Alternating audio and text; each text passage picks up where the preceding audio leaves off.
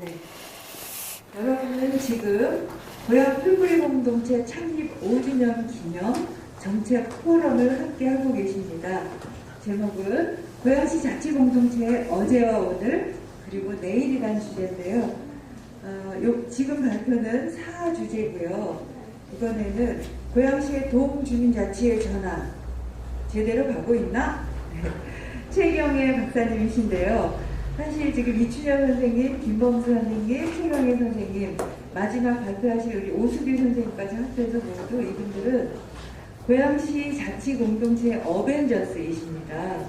네, 최경애 박사님 모시고 고양시 주민자치의 시범 실시 과정을 돌아보고요. 전면 실시에 앞서 준비할 내용과 활성화 방안에 대한 이야기 듣겠습니다. 네, 부탁드립니다. 네, 박수 쳐주세요. 이렇게 온라인으로 어려운 시기에, 대면이 어려운 시기에 우리 지금 현장에 참여하신 분들 만나뵙게 돼서 너무 반갑고요.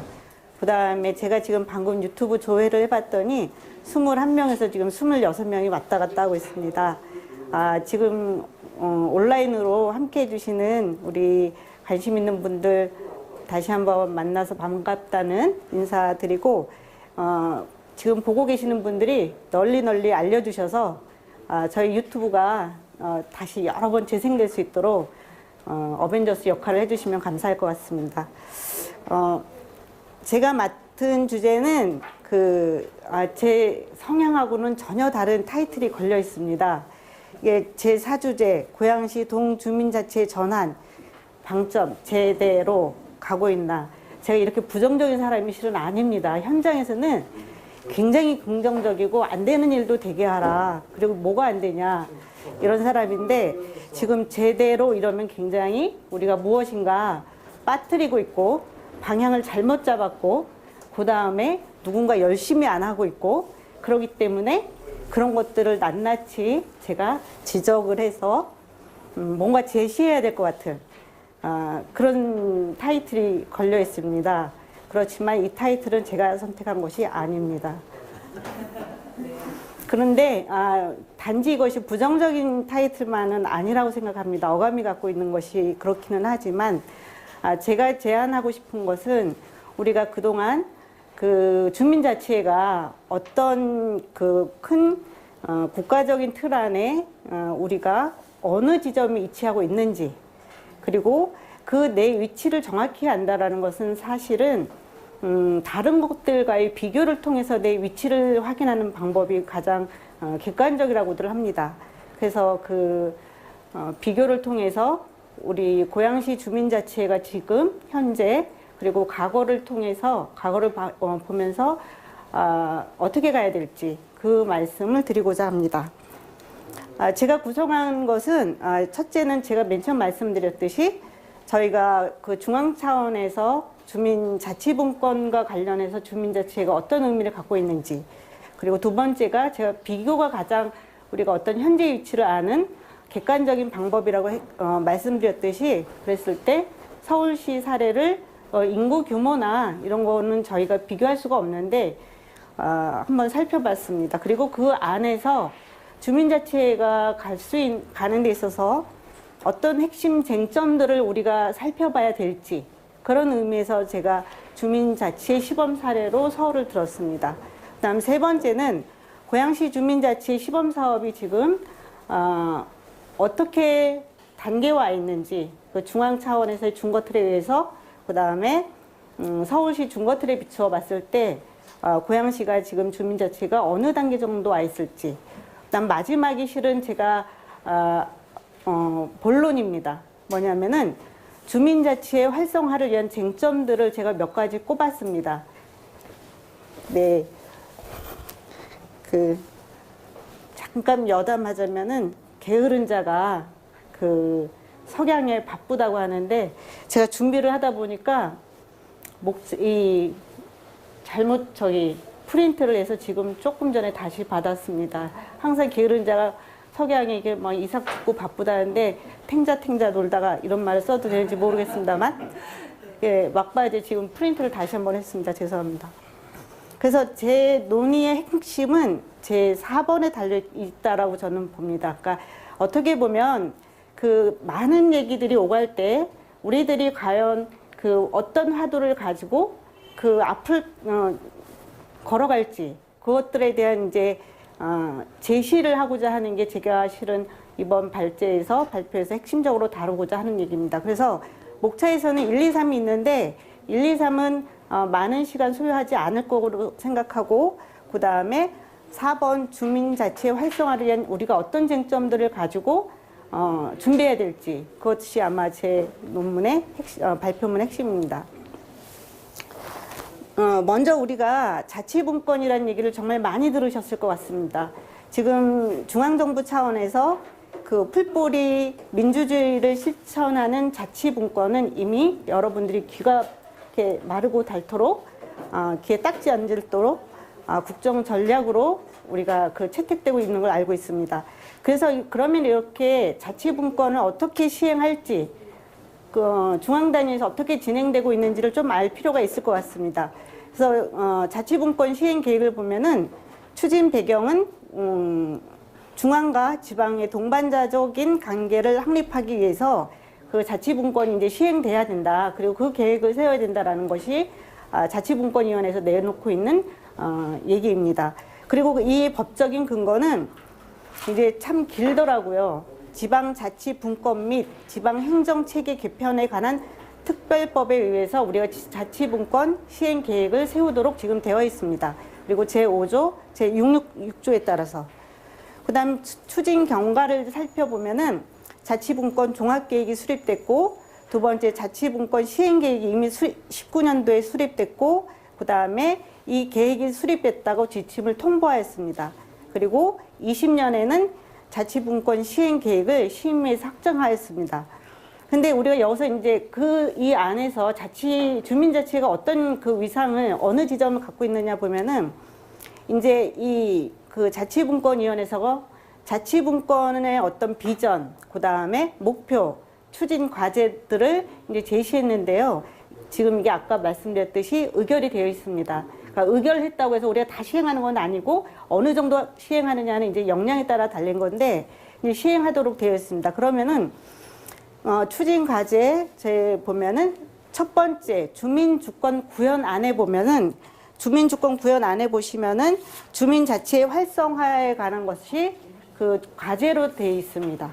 그러니까 그리고 그게 잘 안 보이실 텐데 다시 한번 말씀드리자면은 지금 이게 6개 과제에 세부 과제가 33개로 되어 있고 그 중에 1번 주민주권 구현안에서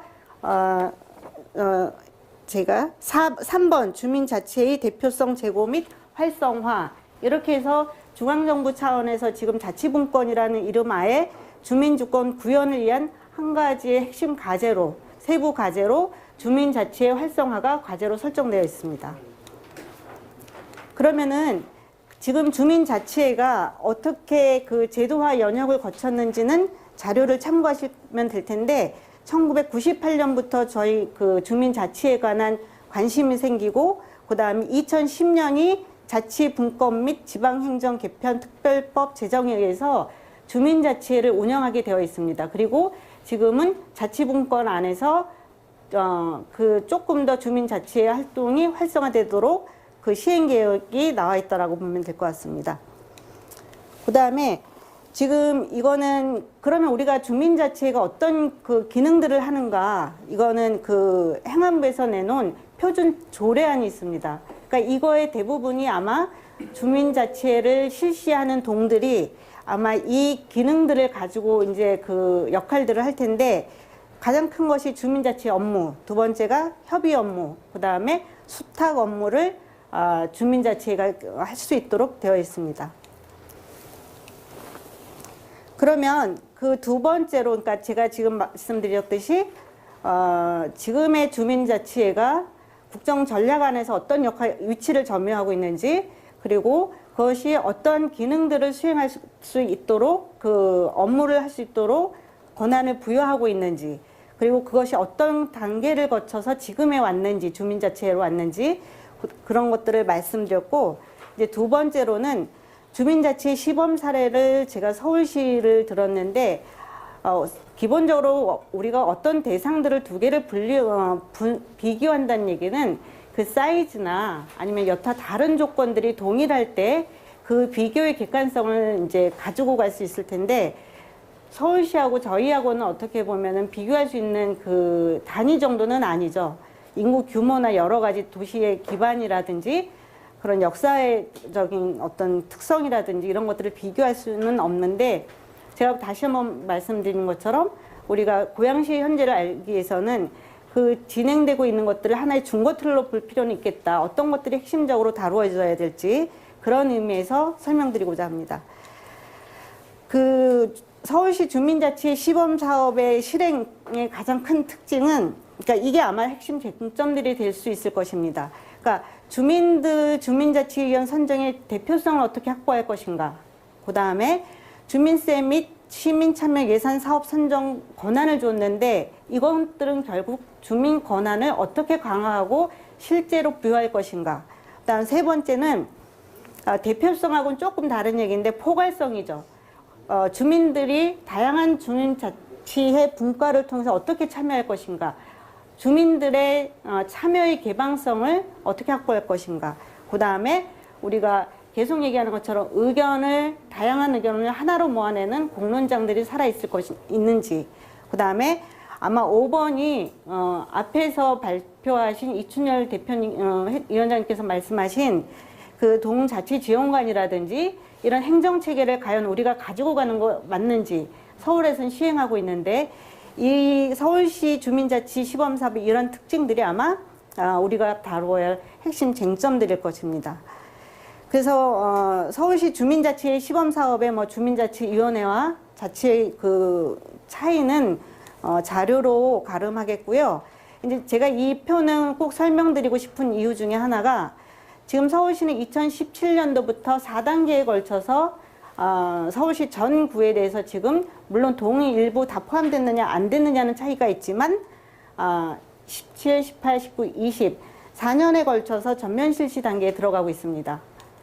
그 다음에 주요 주민자치회가 운영되는 것은 1차년, 2차년, 그 다음 3차년 이렇게 해서 한 3년 정도의 그 한 텀을 두고 있는데, 요것도 자료로 가름해도 될 것 같습니다. 맨 처음에 주민자치회를 어떻게 구성하고, 그 다음에 분과를 어떻게 구성하고, 그 다음에 총회를 어떻게 구성해서 결국은 그 동에 필요한 주민들이 필요한 사업들을 어떻게 시행할 갈지, 이것이 이제 3년 정도에 걸쳐져 있습니다.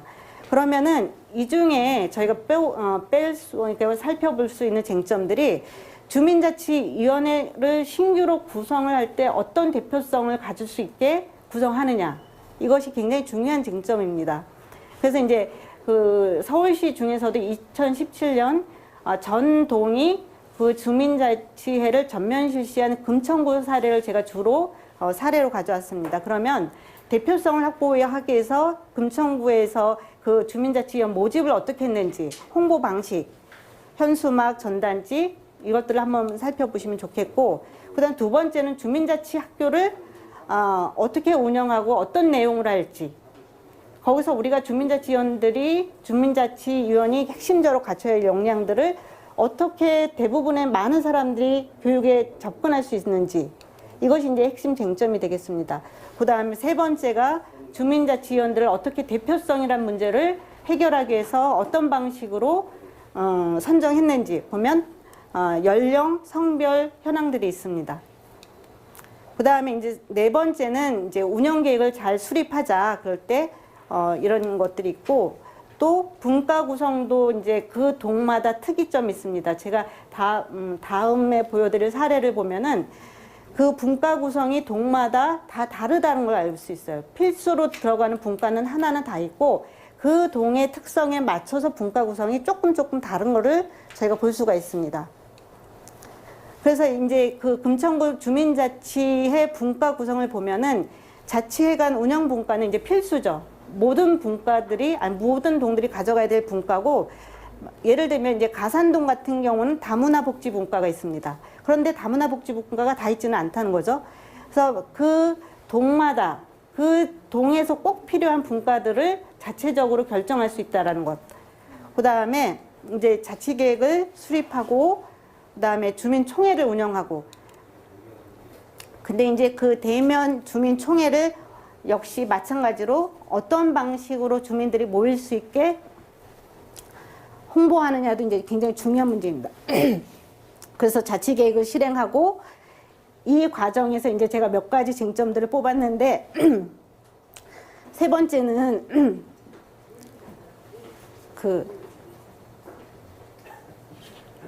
제가 말을 너무 급하게 했나 봅니다. 시간을 보면서 제가 늘 어느 발표나 모임 가면은 시작도 칼같이 발표 시간도 칼같이 그러다 보니까 조금 속도 조절이 이러면서 좀 되었습니다. 죄송합니다. 제가 이제 핵심입니다. 기본적으로 제가 말씀드리고 싶은 거는 어떤 마음으로 어떤 발표를 하느냐는 저는 굉장히 중요하다고 생각합니다. 제가 기본적으로 굉장히 긍정적이고 그 다음에 사람에 대한 선한 마음을 갖고 있는 사람인데 누굴 이렇게 막 해주고 싶지는 솔직히 않습니다. 그래서 제 발표가 정말 2010년 이춘열 대표님하고 김범수 박사님이나 이렇게 같이 활동을 시작했던 분들의 그 열정만큼 고양시가 자치도시로 가는데 그리고 곳곳에 공동체 활동이 뿌리 내리는데 조금 도움이 됐으면 하는 바람에서 시범사업에 대해 본격적으로 말씀드리겠습니다. 우선 저희가 경기도 안에 2010년, 20년 6월 현재를 보면은 고양시가 지금 시범 실시하고 있는 동이 7개인데 그렇게 많지 않습니다. 예를 들면 지금 가장 인접한 파주시하고도 저희가 비교했을 때 더 적습니다. 그리고 김포시보다도 더 적고 그게 저희 지금 양적으로 보면 현황입니다. 그 다음에 주민자치 시범 실시 추진 개요는 제가 가름하도록 하고요, 자료로. 그 다음에 자 그러면은 고양시 안에서 지금 주민자치회가 어떤 주민자치 자치분권 지방자치 이런 자치도시 구현 이런 데서 어떤 위치를 점유하고 있냐 보면은 핵심 전략 중에 지역 참여 활성화 중에 주민자치의 확대 추진이 지금 저희의 시정에서는 당면 과제입니다. 확대하는 게 당면 과제인 거예요. 그리고 추진 단계는 저는 이걸 1, 2, 3단계로 했는데 행안부에서 2차 시범 사업으로 선정된 1단계는 저희가 이제 풍산동하고 창릉동 그게 이제 시범한 게 1단계로 보고 2단계는 이제 작년에 선정되고 올해 지속되고 있는 거 그다음에 21년 이후에 지금 한 10개 동을 추진하고 있겠다고 합니다. 그다음에 이 주민자치위원회나 주민자치의 비교는 서울시하고 크게 다르지 않고 의원수만 좀 다른데 저희가 20에서 50명입니다. 그리고 이제 주민자치에 어떻게 구성할지에 대해서는 크게 앞에 서울시 사례하고 다르지 않은데 운영도 이제 크게 다르지 않은데 이제 본론으로 들어가자면은 그러면 지금 이춘열 위원장님께서도 우리가 전체 지역의 공동체 활성화를 위해서 우리가 어떤 역할들을 해야 되고 뭐가 필요한지 근데 가장 먼저 로드맵도 필요하고 그 다음에 동자치 지원관도 필요하고 몇 가지 제안들을 하셨습니다. 그런데 지금 보면 우리가 5개동에 이번에 선정된 5개동의 주민자치위원들이 어떻게 선정됐는지 그거에 대한 실제 자료입니다. 뭐냐면은 대표성을 확보하는 가장 1단계인데 지금 여러분께서 보시다시피 주엽 1동을 제외하고 고양동, 그 다음에 화정 2동, 그 다음에 정발산동은 실제 저희가 모집하고자 하는 인원에 훨씬 못 미칩니다. 과연 이러한 그 주요 밀동예만 추첨 과정을 거쳤는데 우리가 얼마만큼 알렸을까? 주민자치위원을 모집하기 위해서 각 동에서 얼마만큼 열심히 금천구나 아니면 다른 동에서 했던 것처럼 대표성 확보를 위해서 우리가 얼마만큼 홍보를 했을까? 어떤 홍보 매체를 동원했을까? 그런 것들을 한번 살펴볼 수 있는 기회라고 생각합니다. 그 다음에 두 번째도 마찬가지입니다. 지금 우리가 세대별이라든지 굉장히 다양한 세대의 의견을 모아야 되는데 지금 40대 이하가 27.8% 그리고 하정 이동이 조금 40대가 많습니다. 제가 자료 중에 빨간 표시를 한 건데 그리고 나머지는 여전히 우리가 50대, 60대 중심의 주민자치의 이원으로 구성되어 있다. 결과가. 그 다음에 오개동에 과연 신규 전에 활동하지 않은 사람들이 얼마나 들어왔을까 보면은 그거는 약간 비중은 반반이에요. 기존의 주민자치위원 활동하셨던 분들이 58.9% 그리고 신규 홍보를 통해서 들어온 분들이 41.1% 이런 것들이 특성이 있습니다. 그리고 이제 성별은 고양시가 워낙 여성 참여도 높고 해서 그런지 반반이기는 한데 그러면 우리가 여기서 과연 지금 고양시는 오개동이 처음 단계인데 어느 정도 우리가 주민자치위원들을 모으고 동의 대표성을 확보하기 위해서 어떤 노력을 얼마만큼 기울였는지 그런 것들에 대해서 한 번 더 살펴보아야 될 시점이다라고 보고 있습니다. 두 번째는 과연 어떻게 운영할까?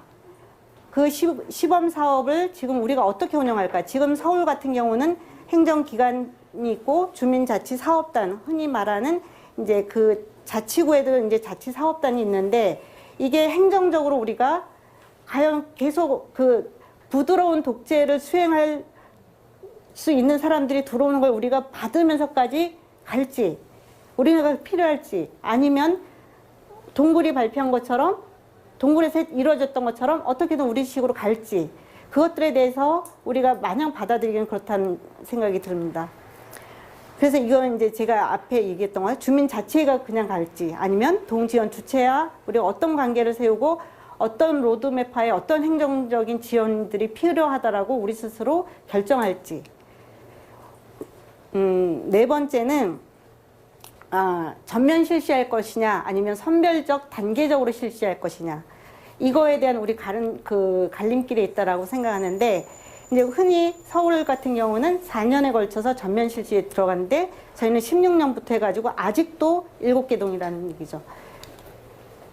그런데 저는 이거를 전면 실시냐 아니면은 단계별 실시냐 할 때 이 얘기를 꼭 하고 싶습니다. 뭐냐면은 제가 분석한 것 중에 하나가 그 공동체 사업을 12년부터 19년도까지 했을 때 그 구별로 그 몇 가지 특성들이 있더라고요. 그러면은 과연 지원금을 많이 받은 동이 주민자치를 잘할 수 있을까?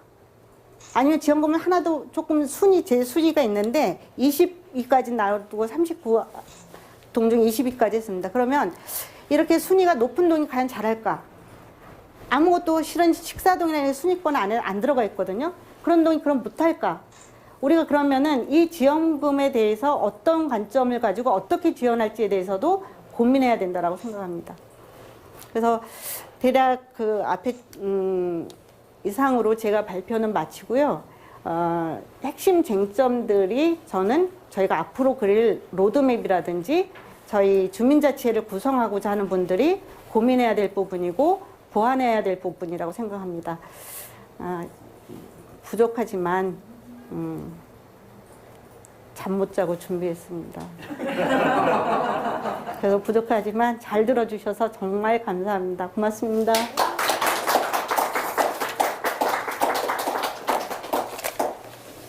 잘 못 주무시고 발표해주신 세경의 선생님께 다시 한번 박수 부탁드립니다. 고맙습니다. 네. 그 이름이 갖는 거, 작은 거 의미도 놓치면 안 될게요. 동사무소가 주민자치로 센터로 바뀐 거, 이거가 작은 변화가 아니었던 거예요. 지금 뭐로 바뀌었는지 아시죠? 지금 뭐로 바뀌었는지 아시죠? 행정복지센터입니다.